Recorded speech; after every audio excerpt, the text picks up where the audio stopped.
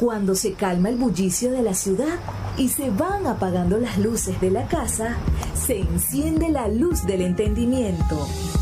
Desde este momento comienza Puerto de Libros, Librería Radiofónica, programa que contiene todos sus elementos tipo A. Puede ser escuchado por niños, niñas y adolescentes sin la supervisión de padres, madres o representantes. Comienza Puerto de Libros, Librería Radiofónica.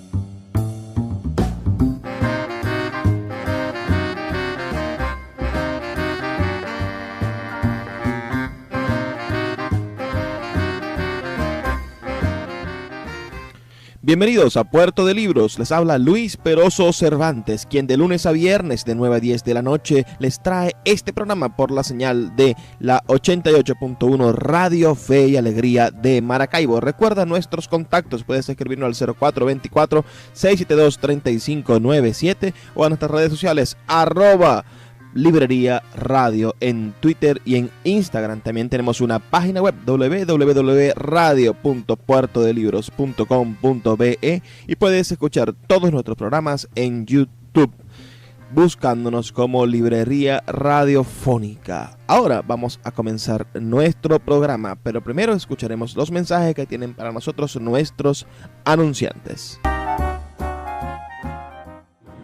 Seguimos en Puerto de Libros, Librería Radiofónica. Estamos en la ciudad de Caracas. Como ustedes saben, venimos desarrollando una serie de programas aquí en esta capital venezolana y me encuentro posiblemente en el sitio más agradable para un lector de todo el país. Lo digo con esta envidia positiva, con esa envidia que te lleva a querer ser así. Este es un espacio que nos motiva a nosotros, quienes amamos los libros, y decimos, yo quisiera que mi biblioteca fuera como el Buscón, esta hermosa librería que se encuentra en el trasnocho cultural, en el Paseo Las Mercedes, aquí en la ciudad de Caracas. Es un espacio que debe tener alrededor de unos 5.000 o 6.000 libros o más, bien ordenados, donde a pesar de que regularmente nos hacemos la idea de que una librería que vende libros de segunda mano, o como nosotros nos gusta llamar, libros de segundo dueño, esto, a pesar de eso, no se siente el olor a libro viejo como nos pasa en las librerías de libros usados. Por el contrario, pareciese que cada uno de los libros estuviese remozado, estuviese recién salido de la imprenta, a pesar de tener 50 o 60 años editado muchos de los libros que se encuentran aquí. Tengo frente a mí a la señora Catina Enríquez González. Ella es la fundadora de esta librería y algunas veces hemos tenido la oportunidad de decir que es la decana de los libreros de Venezuela. Ella tiene en el oficio de librero casi 30 años, de los cuales 16 ha estado aquí en esta librería que hace unos días, el 8 de noviembre, cumplió 16 años de haberse fundado. Y nosotros creemos que es una oportunidad maravillosa compartir con ella. Catina, dale un saludo a nuestra audiencia de Maracaibo, de la 88.1 Radio Fe y Alegría. Bueno, Luis, es un placer para mí poder compartir con tus oyentes y en este programa que por otra parte me parece que es, que tiene un valor enorme y que de verdad quiero decirte que de mi parte todo el reconocimiento de que puedas brindar esa luz de esa voz literaria que aportas diariamente a tus oyentes. Así que nada, me place muchísimo tenerte aquí con esas bellísimas palabras de introducción para la librería y que son muy estimulantes y que la verdad te inspiran a seguir en este proyecto. Catina es una profesional del libro. Ustedes sabrán, con solamente googlearla un momentico, se van a dar cuenta de que ella es licenciada en Filosofía y Letras por la Universidad Javeriana de Colombia. Exacto. ¿Qué te hace llegar a estudiar letras en la Universidad Javeriana? No sé tu recorrido de tus primeros años de vida, me gustaría saberlo. ¿Y por qué no estudiar letras en Venezuela? Sí. Bueno, fíjate, en realidad fueron unas razones absolutamente personales. Me casé muy joven, me casé a los 18 años Y a los 18 años tomé el destino de ir con mi compañero a Bogotá, ambos a estudiar filosofía y letra. No sabíamos si sería la Javeriana, pero bueno, fue el sitio que finalmente escogimos. Y bueno, la verdad es que me siento muy orgullosa de ser javeriana. Eso realmente ha sido una marca que me ha dejado, porque la formación magnífica, bueno, son jesuitas y por supuesto fueron de un rigor que para mí hasta el día de hoy es bueno, como te digo, un sello, ¿no?, de formación. Entonces, bueno, esa fue la razón, una razón personal. Allí nació mi único hijo. Y la verdad es que me siento privilegiada de haber podido conocer un poco esa cultura, bueno, colombiana, ese pueblo enorme que es Colombia, y tener todos los referentes literarios, culturales. Allí, por cierto, comienza mi aventura con Ramos Sucre. Me preguntabas antes sobre Ramos Sucre y ahí comenzó bueno, yo diría mi idilio, porque yo lo conocí muy joven, lo leí muy joven y fue mi tesis de grado. Entonces fue mi tesis de grado, un trabajo sobre Ramos Sucre en la Universidad Javeriana, lo cual era muy curioso porque allá lo conocía muy poco, de plano lo conocían poco aquí en Venezuela. En ese tiempo, con el tiempo ha habido un trabajo mayor, pero en esos momentos, estamos hablando de 1976, y tuve un tutor maravilloso que fue el poeta colombiano Giovanni Quesep.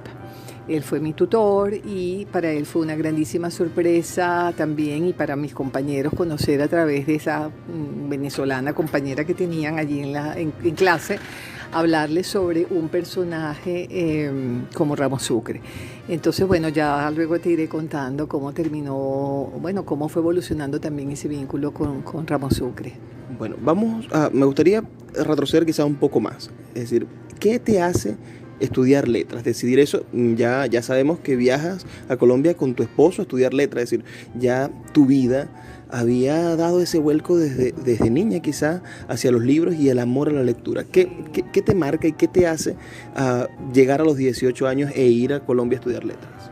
Bueno, definitivamente yo creo que eso, la infancia te marca mucho en el ambiente en el que tú creces. Mi padre fue Rigoberto Enríquez Vera, escritor, periodista. Hizo mucho trabajo de historiador también, y luego fue diplomático. Y claro, yo crecí en una casa absolutamente rodeada de libros. Mis recuerdos de infancia son, por ejemplo, en la biblioteca de papá, donde él me sacaba libros, él sacaba libros de la biblioteca, me los ponía en la mano, yo niña, para que se los leyera en voz alta. Y cuando recuerdo, los recuerdos son de Andrés Eloy Blanco, por ejemplo, le encantaba Andrés Eloy Blanco, y eran lecturas de poesía venezolana, y me ponía muy pequeña, yo aprendiendo apenas a leerle a él en voz alta. Luego también tengo recuerdos de que jugaba a ser librera desde niña. Yo tomaba los libros de papá, los ponía en un estante y llamaba a la gente, a los amiguitos, jugaba a que yo era librera. Me acuerdo que sacaba los billetitos, eran las hojas de los árboles, y entonces la gente llegaba, me compraba libros, pagaba con hojas de árboles, y ya era librera de niña. Entonces, ¿qué te puedo decir? O sea, creo que la casa es la gran escuela. Estamos con Catina Enríquez González, aquí en su hermosa librería, en ¿cómo lo puedo decir? Es una especie de harén para un lector. Aquí hay un montón de sensaciones visuales y de tacto, porque todo provoca ser tocado, todo provoca ser manoseado, todo provoca tenerlo alrededor, abrazar los estantes. Vamos a hacer una pequeña pausa para identificar la emisora y volvemos en brevísimos 2 minutos con más de Puerto de Libros, Librería Radiofónica.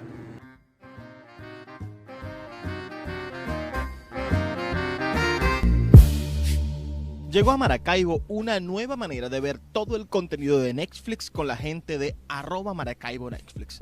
Te ofrecemos una pantalla de la plataforma streaming más grande del mundo.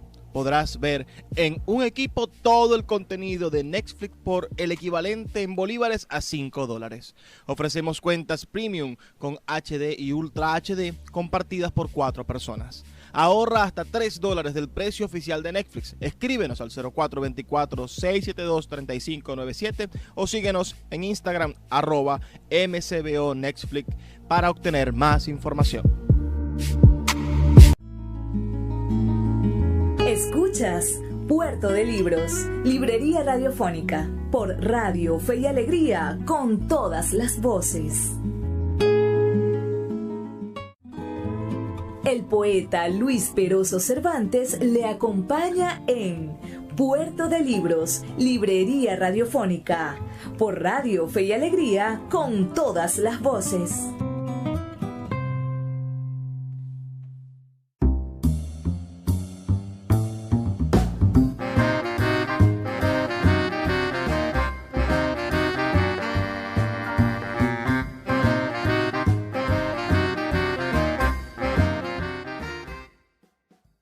Seguimos en Puerto de Libros, librería radiofónica. Este espacio que nosotros tenemos para que usted aborde este tipo de embarcaciones tan maravillosas que son los libros. Los libros son pequeños barcos en los cuales usted instala todo su equipaje, todo lo que ha traído en su vida y zarpa por el mar del conocimiento, por estos océanos gigantescos llenos de aventuras y siempre a resguardo de las páginas de un libro. Tenemos a una navegante, pero además a una mujer que ha estado en los astilleros más grandes de los libros, porque de la Universidad Javeriana, de allí, de graduarse de Filosofía y Letras, en la Universidad de Humanidades más importante que tiene la República de Colombia, nuestros vecinos, tuvo unas pasantías exquisitas en las mejores editoriales de España durante los años 80, ¿no? En ese boom de modernización editorial en el cual ya pasado el boom editorial latinoamericano,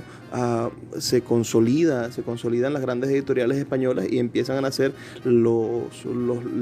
las editoriales globalizadas, y todo esto tiene como origen, bueno, la editorial española. Cuéntanos, Katina, ese mundo editorial de España de los 80, lo que hiciste y lo que hiciste en beneficio de la literatura latinoamericana. Okay.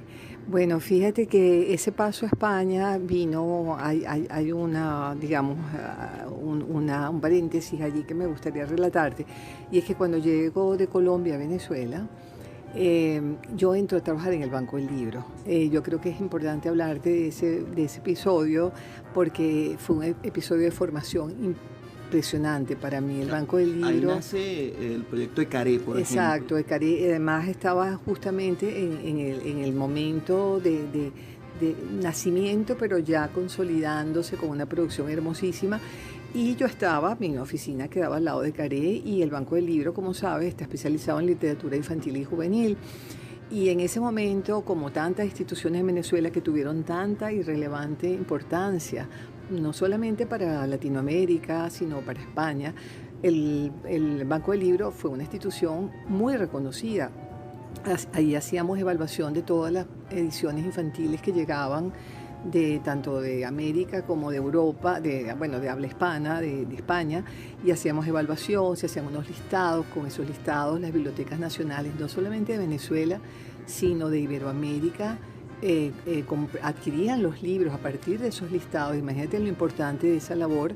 Adquirían sus libros a partir de esos listados que, tras una muy importante evaluación, se hacían en el Banco del Libro. Entonces, bueno, yo fui parte de ese equipo, tengo la fortuna, de hecho, además quedé muy susceptible al tema infantil juvenil gracias al Banco del Libro. Y yo me voy a España con una bolsa de trabajo que me da el Banco del Libro a través de la UNESCO. Yo me voy con esa bolsa de trabajo para hacer una investigación sobre literatura infantil y juvenil en Madrid. Y también tenía un pequeño trabajo que me había dado la Biblioteca Nacional, Virginia Betancourt, para hacer un informe mensual de las novedades editoriales que llegaban a la Casa del Libro de Madrid, para yo informar a la Biblioteca Nacional. Entonces, bueno, fueron dos trabajos eran complejos, pero bueno, me sirvieron muchísimo, sobre todo para llegar a Madrid con un objetivo, también con apoyos que venían dándose a partir de ese trabajo, ¿no? Estando ya en Madrid y haciendo este trabajo, que era un trabajo más bien independiente, empiezo a optar por trabajo editorial, empiezo a meter papeles. Y resulta que esto es interesante saberlo. Yo había hecho estudios de fotografía aquí en la Escuela de Diseño, y fíjate tú que lo que me dio entrada a una editorial, Anaya, en España, luego te muestro los libros, que tengo algunos por allí, lo que me dio entrada a esa editorial, imagínate, fue haber anexado un diploma de estudios fotográficos. Yo tenía mi diploma de estudios literarios, de letras, que era lo que yo puse de primerito para trabajar en una editorial, pero al final dije, oye, mira, tengo estudios de fotografía de la Neumann, y lo metí al fondo. Pues resulta que me llamaron, esto siempre lo doy como mensaje, de que uno piensa que ciertas cosas que hace paralelas, bueno, es algo personal. No, resulta que esto fue lo que me dio esa combinación, fue la que me dio entrada como editora gráfica. Así es como ellos me contratan en la editorial Anaya. Me contratan para un proyecto quinto centenario, Biblioteca de Anaya quinto centenario, que era el aporte de la editorial Anaya para la celebración del quinto centenario, 1992. Entonces, bueno, tuve la fortuna de entrar en ese proyecto. Eran 100 libros sobre América Latina, son esos negritos que están allí. Y bueno, entré inicialmente como editora gráfica buscando el material en bancos de imágenes, pero una vez terminada esa fase entré ya a la parte literaria. Confeccionaste, entonces fuiste parte de la confección de una colección de 100 libros. Exacto. Sobre la relación iberoamericana, sí. España-América. Exacto, es una especie como, ya te lo mostraré, allá hay libros, un libro para cada país de América. Entra España también, allí también hay antropología, hay naturaleza, es una colección bellísima sobre Iberoamérica, y como te digo, era el gran aporte de esta editorial para esa gran celebración. Paralelamente a eso, yo tenía bajo guardadito el proyecto de Ramos Sucre. Dije, ¿cómo dejar de intentar, estando en España, que Ramos Sucre se edite aquí? Entonces, bueno, tuve la gran fortuna también de conocer a Jacobo Stuart, el conde de Ciruela. En ese momento él tenía el esplendor de la editorial Ciruela en su mayor apogeo. Y nada, lo conocí, tuve la osadía de darle un libro, le di la edición de la Biblioteca Ayacucho de Ramos Sucre, y la osadía de decirle, mira, queremos editar esto en Ciruela. Era una absoluta osadía que a los 24 años se perdonan, pero claro, también yo estaba consciente del valor literario de Ramos Sucre, y sabía que, bueno, que la dimensión, sobre todo pensando en él como editor, que es Jacobo Ciruela, que ahora tiene Atalanta, que es otra editorial espectacular, yo sentía que Ciruela podía acoger perfectamente a un autor como Ramos Sucre por todos los vínculos que, bueno, esa cosa del raro, esa cosa de tantas culturas que están inmersas dentro del texto de Ramos Sucre, el tema medieval, que yo sabía que Jacobo era muy susceptible a él. Entonces dije, bueno, voy a hacer el intento, y cuál es la sorpresa, que a la semana me llamaron para que preparara un dossier para la revista El Paseante, que era una revista del grupo Ciruela, o bueno, del grupo, realmente eso siempre fue un proyecto más independiente, la llevaba Jacobo Stuart. Esa revista, comienzo a hacer allí un dossier, preparo con un apoyo. Yo a todas estas recuerdas que me fui a los 18 años de Venezuela, por tanto, mis nexos tú sabes, de buscar material, la familia Ramos Sucre, nada de esto existía. Yo estaba por allá sola haciendo estas locuras, ¿no? Y entonces, pero me dio pie a eso, bueno, si esto es un dossier para Ramos Sucre, déjame buscar a la familia, les escribí, me dieron autorización de fotografía, de texto, conseguí textos de Eugenio Montejo, en ese momento estaba de agregado cultural en Portugal. Yo no le conocía ni a José Balsa, pero les pedí apoyos y todos me fueron ayudando a enviarme material. Y la sorpresa es que sale el número del Paseante con un bellísimo dossier sobre Ramos Sucre, y la maravilla fue que a la semana el editor Jacobo me llama y me dice, Katina, los críticos están impresionados por este escritor, por favor, vamos a reunirnos para preparar una edición. Entonces, en El Ojo Sin Párpado, en la colección del Ojo Sin Párpado, salió la edición de Ramos Sucre con el nombre de Las Formas del Fuego. Y bueno, eso fue una hermosura. Yo en ese momento te confieso que pensé que lo estaba haciendo como una, ¿sabes? Yo sabía que era el editor, el autor, pero luego descubrir cómo se recibió esa noticia aquí en Venezuela, cómo empecé a recibir notitas de Montejo, de Balsa, de escritores que toda la vida habían sido, bueno, imagínate, admiración absoluta, y ellos dándome un agradecimiento. Entonces, bueno, para mí eso fue, y siento que, bueno, que fue realmente una labor de justicia poética para Ramos Sucre. Ya luego trabajé en la edición en México, en el Fondo de Cultura Económica, y bueno, otras cositas para él.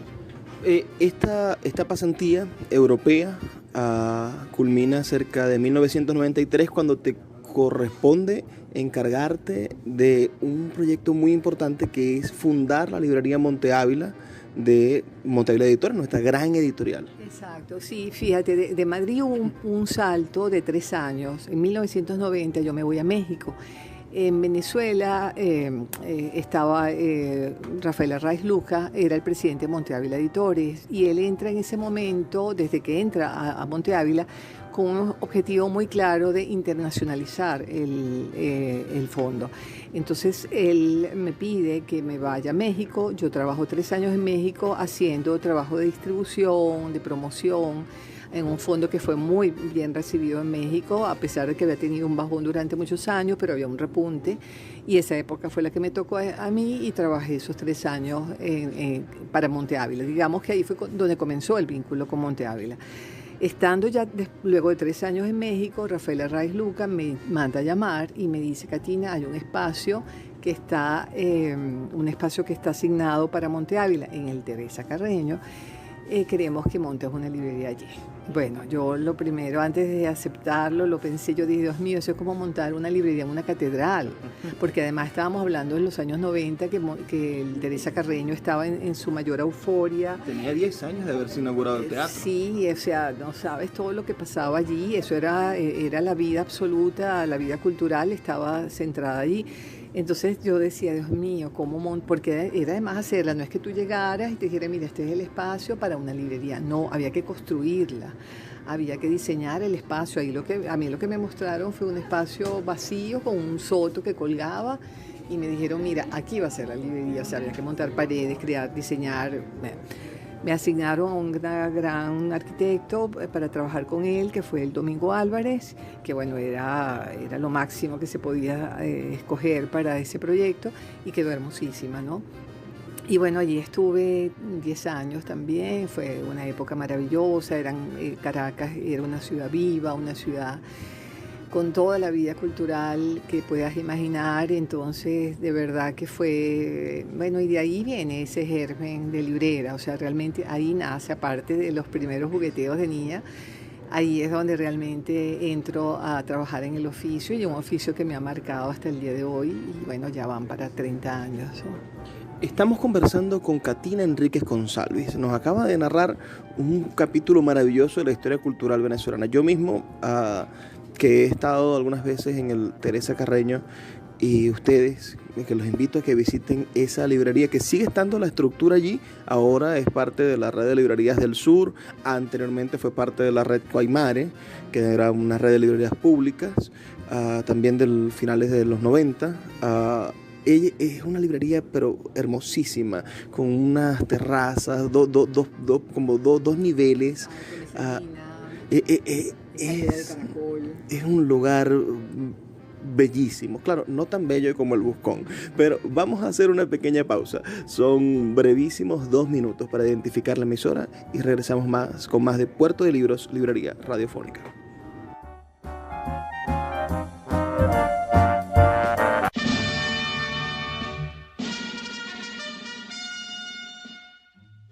pon a saltar tu fiesta con los amigos de Inversiones Artesano, que tienen un trampolín para que se diviertan niños y niñas de todas las edades. Llámalos al 0414-650-6484. Este fin de semana invita a tus sobrinos y vecinos a saltar. El entretenimiento perfecto para una fiesta de cumpleaños, bautizo, actividades escolares o simplemente un maravilloso fin de semana.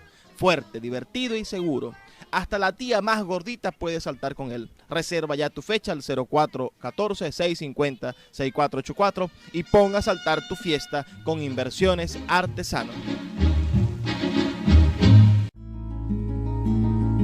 Escuchas Puerto de Libros, Librería Radiofónica, por Radio Fe y Alegría, con todas las voces.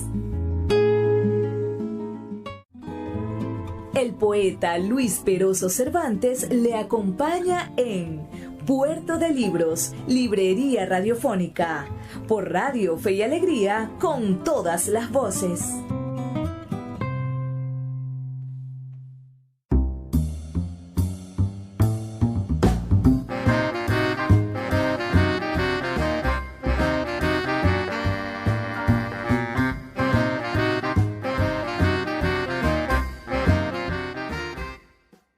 Seguimos en Puerto de Libros, Librería Radiofónica. Ustedes saben que pueden contactarnos al 0424-672-3597, dejarnos sus mensajes, escribirnos en nuestras redes sociales, @librería radio. Allí pueden dejar sus opiniones de todo lo que han escuchado y enviarnos mensajes acerca de cómo funciona o cómo quieren que funcione nuestro programa. Estamos con la decana de los libreros en Venezuela, con una mujer que se ha dedicado en cuerpo y alma a convertir al libro en una manera de encuentro cultural. No solamente es una vendedora de libros, como algunas veces nos ha tocado ser a nosotros, sino que para ella el libro es un patrimonio cultural, y por eso el Buscón, este espacio hermoso en el que nos encontramos, que tiene un tratamiento de iluminación delicioso, que tiene una selección de colores exacta para que los libros destaquen y que además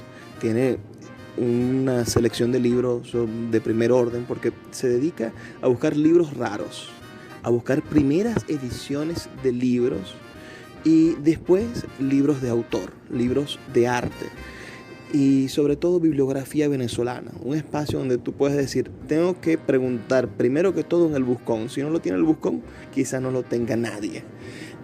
Y esto imagino que es la punta del iceberg, porque en estos momentos debe de ser el depósito del Buscón muy gigante, muy grande.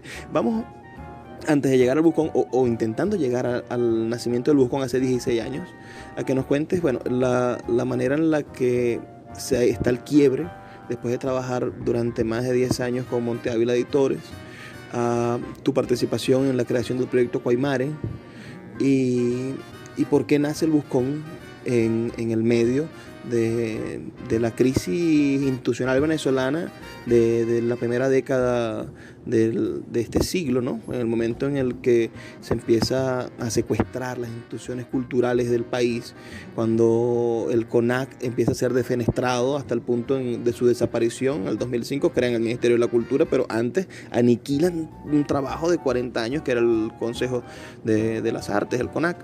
Entonces, quisiera, tú que lo viviste, que nos los des como un testimonio documental que nos quede aquí y que nos digas qué es esto, qué es el Buscón como propuesta ya personal, pero también como propuesta, como regalo para el país. Bueno, sí, efectivamente estuve, te decía, en Monte Ávila Librería como tal, que era la vitrina, que fue un proyecto hermosísimo. Podría ser un paralelo decirte las librerías del Fondo de Cultura Económica que están en toda América. Era la editorial del Estado, equivalente al Fondo de Cultura, por tanto tener una biblioteca que fuera la vitrina del catálogo del fondo era un proyecto maravilloso. Y eso fue durante 10 años, por lo menos bajo mi cargo. Estamos hablando, yo salgo más o menos 2001 por allí, ¿no? Y bueno, un poco lo que fue ocurriendo en todas las instituciones culturales, era una librería que, a pesar de que era una librería de Monte Ávila, una institución del Estado, Digo, a pesar, digamos, ahí había, la política era de absoluta apertura. Nosotros presentábamos libros de Monte Ávila, pero presentábamos libros de cualquier otra editorial. Éramos una librería, digamos que éramos anfitriones de una cantidad de proyectos. Mucho de lo que pasa en Buscón hoy día yo me lo traje de allá, eso de ser una casa abierta para las editoriales, para los proyectos, en fin. ¿Qué pasa? Que empiezo a sentir, y fíjate que estuve con 3 presidentes que fueron pasando a lo largo, ¿no? Empezamos con Arraiz Luca, después estuvo Leonardo Asparren, luego tuvo de presidente Alexis Márquez, y con ningún problema. De hecho, bueno, hacían cambios de gerente en Monte Ávila y a Catina la dejaban porque, bueno, decían, no, Catina, es que esa es la librería Catina. Yo les arreglaba la cosa y decían, no, como que es de Monte Ávila. No, esa es tuya, porque, bueno, ellas veían que el corazón que uno ponía allí, bueno, se transmitía y se transmitió a lo largo de 3 presidencias, ¿no? ¿Qué pasa? Que a partir de un momento dado, ya sabemos en qué momento empieza a cambiar todo, y una de las cosas que empieza a cambiar con Monte Ávila y bueno, en lo que a mí me correspondía, que era la librería, eran directrices que no estaban acorde con mi manera de llevar ese proyecto, ¿no? Se empezaron a hacer censuras de ciertos libros, se empezó a llevar una línea, digamos, editorial, que viene, por supuesto, partiendo del cambio de línea editorial de la misma editorial, porque Monte Ávila empieza a cambiar en su línea. Y, por supuesto, si éramos la librería de Monte Ávila, la vitrina y la cara de Monte Ávila, pues todo eso se empezó a reflejar en la librería, y yo pensé que ya era momento de yo salir, porque en ningún momento anterior había sentido esa presión ideológica de tener que llevarla hacia un camino que no.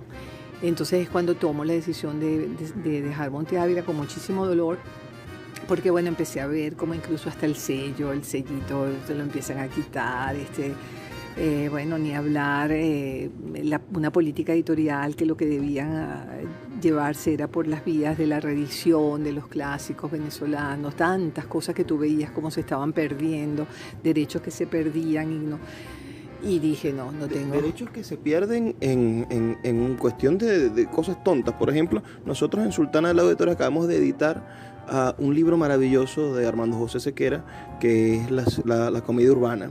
Y se pierden porque Monte Ávila en su cláusula dice que si no reedita el libro en los 5 años después de que se agote, pierde los derechos.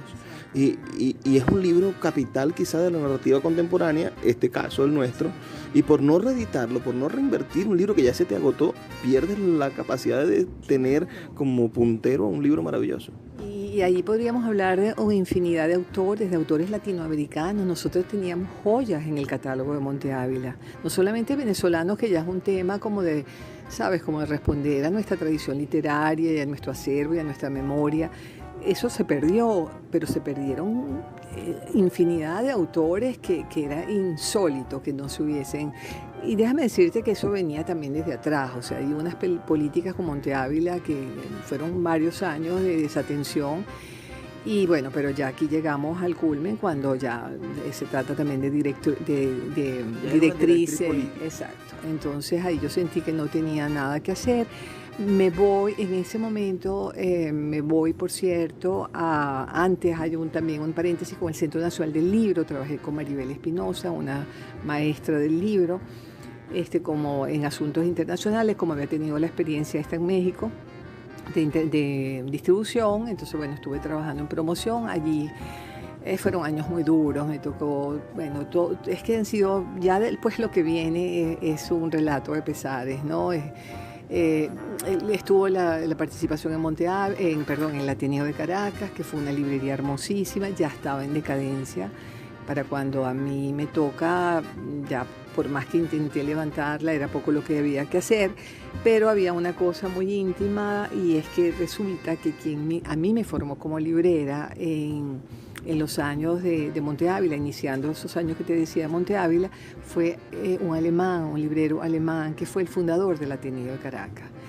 Entonces ese señor, que fue el fundador de lo que fue la más hermosa librería de los 70, 80 en Caracas, una de verdad que con unos criterios libreros maravillosos, esa fue la persona. Hans Hirsch se llamó, él murió, un librero alemán. Entonces, bueno, yo sentía que ir así fuera de pasantía por el Ateneo, estuve de gerente poco tiempo, un año, pero sentía que era como una manera de responderle a quien fue mi maestro librero, estar compartiendo en algún momento de mi vida ese espacio. Y bueno, luego las dificultades país y tanta confrontación y tal hace que, bueno, ya no pueda, me alejo completamente del trabajo para el Estado, cosa que lamenté muchísimo porque lo hacíamos perfectamente y era una honra, y ahí poníamos nuestra mejor... El hecho de la vocación de servicio, es decir, tu tío fue un trabajador incansable por el Estado, dedicó toda su vida al Estado.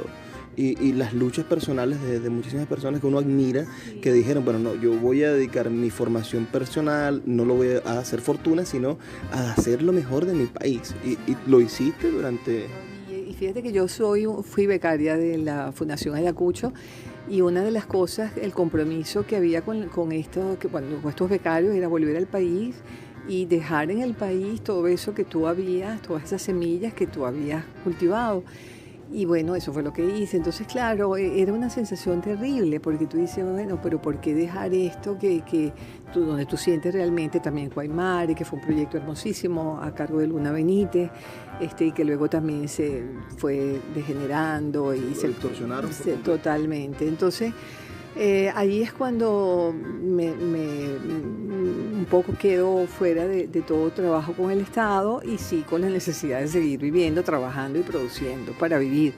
Entonces, bueno, viene un proyecto ya independiente, donde se suman varios socios, donde se suman los nombres de Federico Pacanisi, María Fernanda Di Giacobbe, la embajadora del cacao en Venezuela. Ella es de letras, pocas personas saben que María Fernanda viene de formación de letras, y de ahí esa poética con el cacao que ella tiene, y ese trabajo tan hermoso de promoción y de difusión de esta producción cacaotera. Pero bueno, estos dos nombres junto al mío se suman y nos sentamos a soñar en una librería que fuera de segunda mano, que fuera de libros raros, agotados, primeras ediciones. Esto fue en el 2003, y fíjate, aquí lo que tendría que decirte es que yo nunca me imaginé que esa decisión de haber hecho, de que naciera una librería de segunda mano en una ciudad donde no hay esa tradición, en un país donde no hay una tradición de libro de segunda mano, era un riesgo hacerla.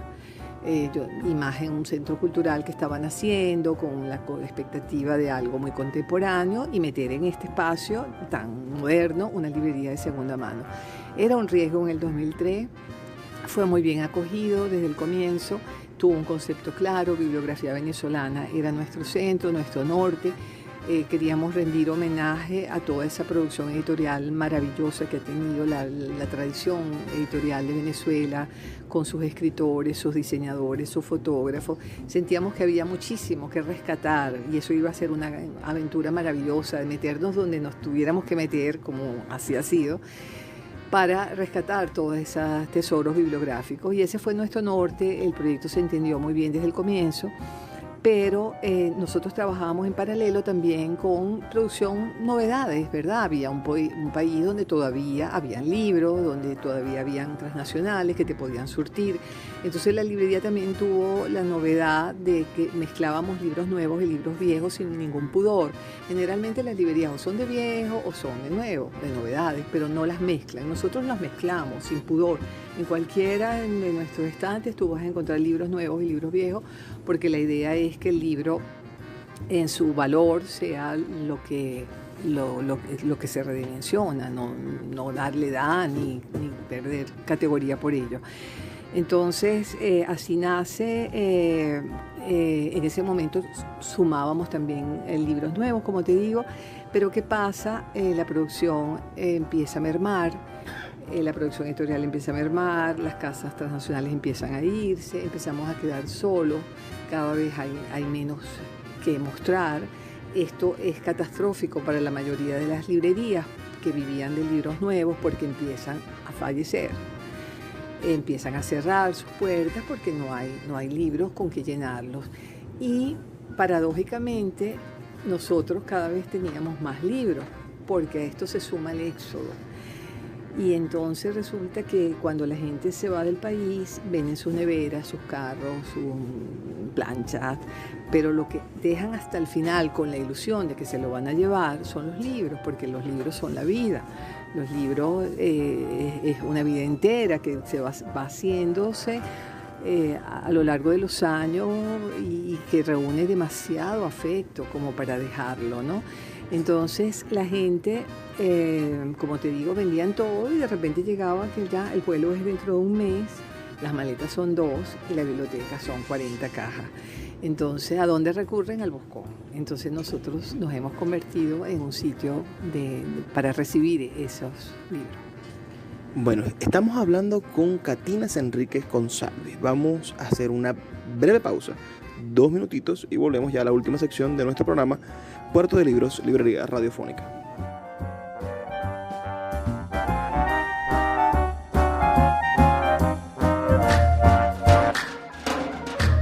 Café Peniel es un pequeño lunch ubicado en la vereda del lago, en el tercer estacionamiento de la vía interna del parque, diagonal a las antiguas oficinas de Imparques. Ofrecen todo lo que usted necesita para disfrutar de su permanencia en la vereda del lago. Agua bien fría, refrescos helados, jugos naturales de todos los sabores, pastelitos y pequeños recién fritos y el exquisito pan de guayaba. Con una atención de calidad, abren de lunes a domingo de 7:30 de la mañana a 7:30 de la noche. No dejes de visitar Café Peniel en la vereda del lago.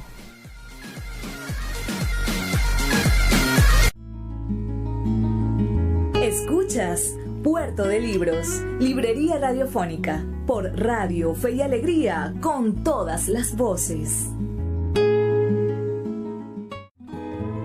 El poeta Luis Peroso Cervantes le acompaña en Puerto de Libros, Librería Radiofónica, por Radio Fe y Alegría, con todas las voces.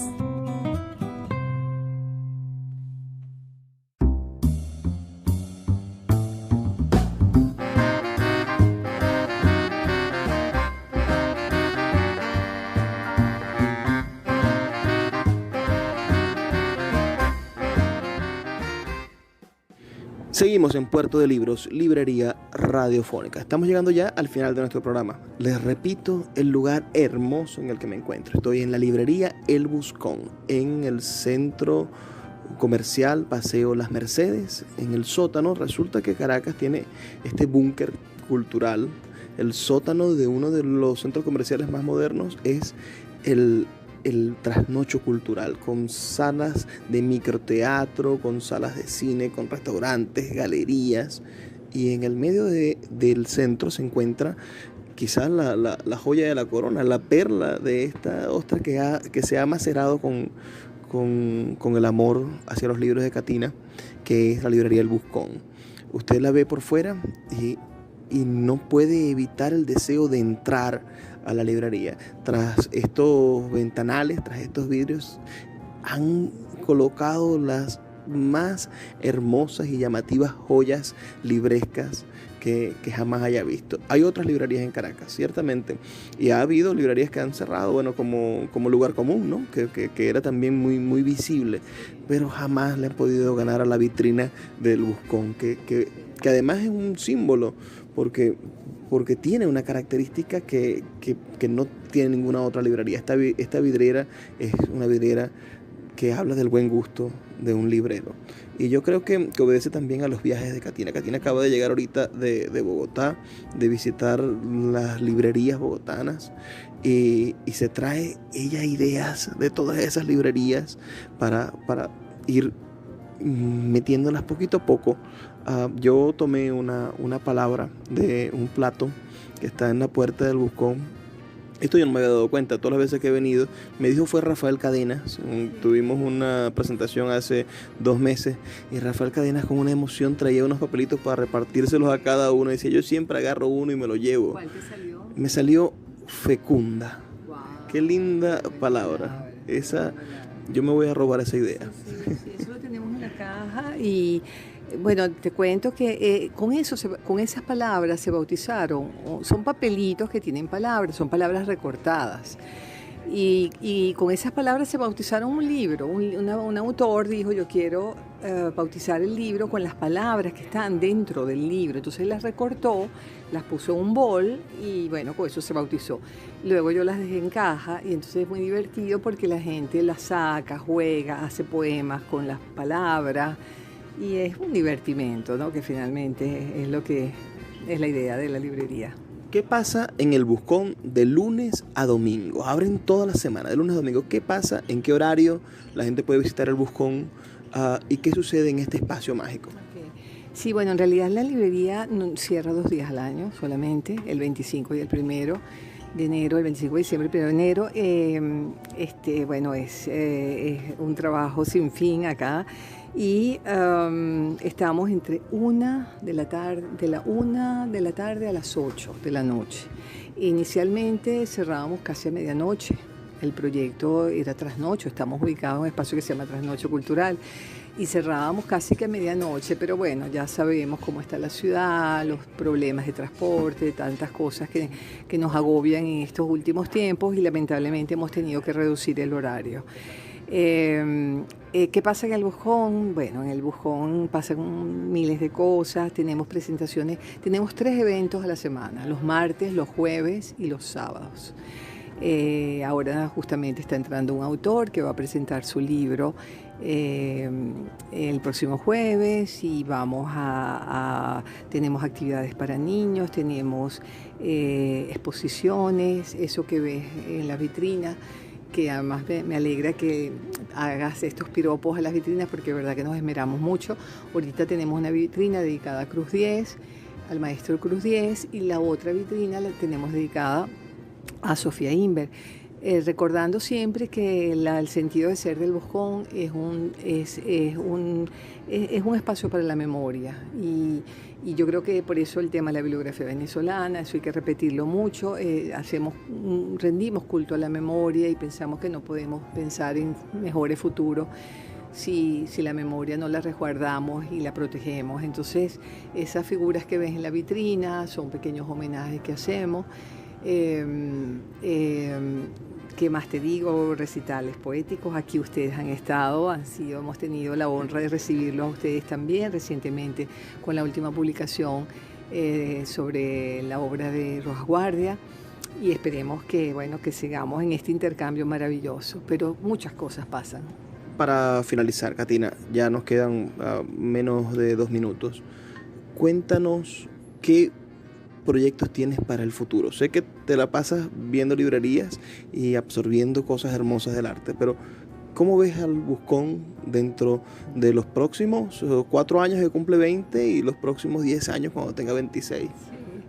Bueno, fíjate, qué bonita pregunta porque de verdad que uno no se la plantea mucho, pero yo diría que aquí ha crecido una gran familia, o sea, a ti te conocí gracias a los libros, gracias a tus proyectos editoriales y eso día a día crece, es una familia de autores, una familia de editores, de libreros, el trabajo de formación librero. Aquí, como tú lo dijiste antes, no se trata de vendedores de libros, somos libreros, y siempre se los digo a los muchachos que trabajan en el Buscón, que con mucha honra vean su oficio, porque es un oficio muy noble, un oficio que además está en extinción en el mundo, y que cuando los hay se reconocen, cuando se hace bien el oficio se reconocen y eso además a mí me encanta, esa parte pedagógica del trabajo librero. Gracias a Dios han salido maravillosos libreros de acá, personas que están haciendo ahorita una labor importante en el campo cultural y que han salido como libreros, eso me honra muchísimo.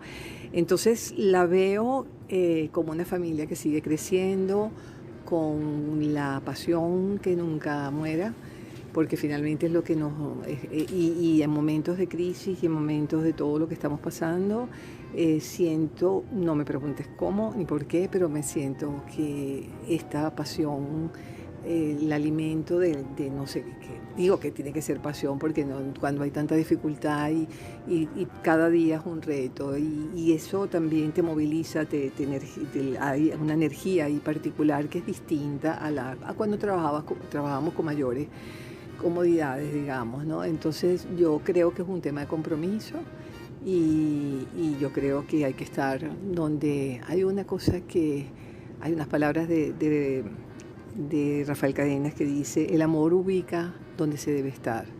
Entonces, bueno, yo creo que este es mi lugar. Gracias, Katina, por regalarnos esta entrevista, darnos la oportunidad de compartir contigo en este hermoso espacio. La invitación es a todos los que nos escuchan por la señal del 88.1 Radio Fe y Alegría, a que cuando vengan a Caracas no se pierdan la oportunidad de compartir el Buscón, que sigan al Buscón en sus redes sociales, que es el Buscón 1 en Instagram y en Twitter, y bueno, y que conozcan más de este trabajo, que verdaderamente hay que emularlo, seguirlo, copiarlo. Si estás en una ciudad diferente, bueno, sueña con una librería, porque Katina nos da buenas esperanzas de todo esto. Yo agradezco a Katina por habernos recibido y les agradezco a ustedes por escucharnos, y ahora les voy a pedir que dediquen unos breves minutos a escuchar los mensajes que tienen nuestros anunciantes, esas personas que hacen posible que Puerto de Libros, librería radiofónica, llegue a ustedes de lunes a viernes de 9 a 10 de la noche por la señal de la 88.1 Radio Fe y Alegría de Maracaibo.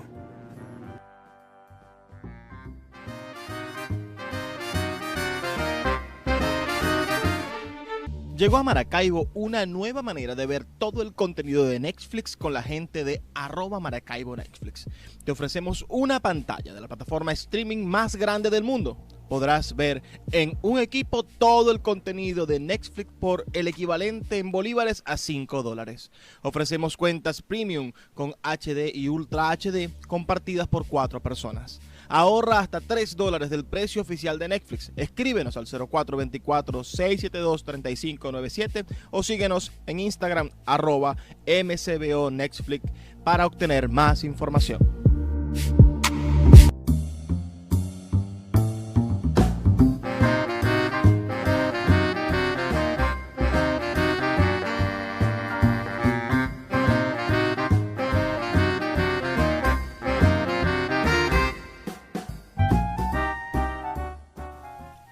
Ahora sí llegamos al final de nuestro programa. Ha sido un placer trabajar para ustedes, tener este brevísimo pero intenso recorrido por el mundo de las letras y los libros. Estuvimos en Puerto de Libros, librería radiofónica. Les habló Luis Peroso Cervantes, quien de lunes a viernes de 9 a 10 de la noche les trae este espacio por la señal del 88.1 Radio Fe y Alegría de Maracaibo. Y los dejo con el mensaje que siempre me gusta dejarles, esta invitación a ser felices. Por favor, sean felices, lean poesía.